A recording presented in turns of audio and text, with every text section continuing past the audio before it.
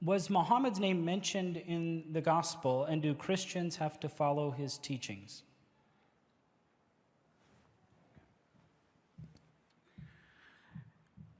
Muhammad's name is not mentioned in the Gospels as we have them now. The Quran says that Jesus had preached to his people saying, one will come after me, ismuhu Ahmad, whose name is Ahmed.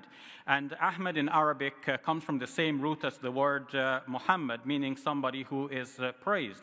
And Muslims think that this is an equivalence, that when Jesus spoke of Ahmed, he was speaking about our Prophet Muhammad, on whom be peace, as depicted in the Quran. Now, in the Gospels, obviously Jesus has been taken as the be-all and end-all. Everything from the Old Testament was interpreted to make Jesus the be-all and end-all. So for the writers of the New Testament, there is no prophet to come after Jesus. But that doesn't mean that that was the fact, and that doesn't mean that that's what Jesus himself preached. In fact, we are finding clues in the New Testament that Jesus may have spoken about someone to come after him. We've already seen that John the Baptist was speaking about someone to come after himself who is greater than both he and Jesus at the same time. Did Jesus speak about somebody? Yes.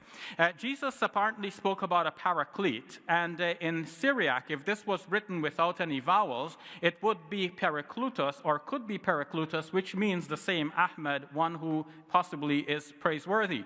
But even if we take the Greek word paraclete and we analyze the statements carefully in John chapter 14, 15, and 16, it looks like this is pointing to another human being. John chapter 14, verse 26 specifically says the Holy Spirit, but that is thought by some to be a later corruption.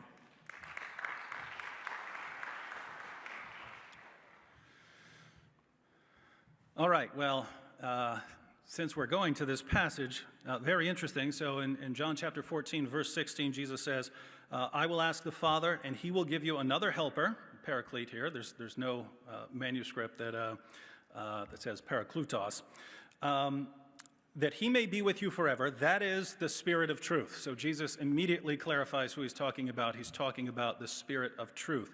Now, why is this interesting? Well, if you go over to who sends him, John chapter 16, verse 7, Jesus says, but I tell you the truth, it is to your advantage that I go away. For if I do not go away, the Helper will not come to you. But if I go, I will send him to you.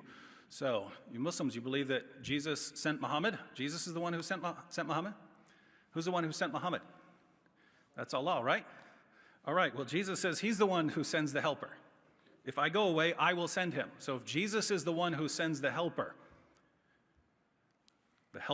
sent by Jesus, according to this passage, if you say the helper is Muhammad, and Muhammad is sent by Allah, well, guess what? If the helper is sent by Jesus, and Muhammad is sent by Allah, and the helper is Muhammad, who would that make Jesus?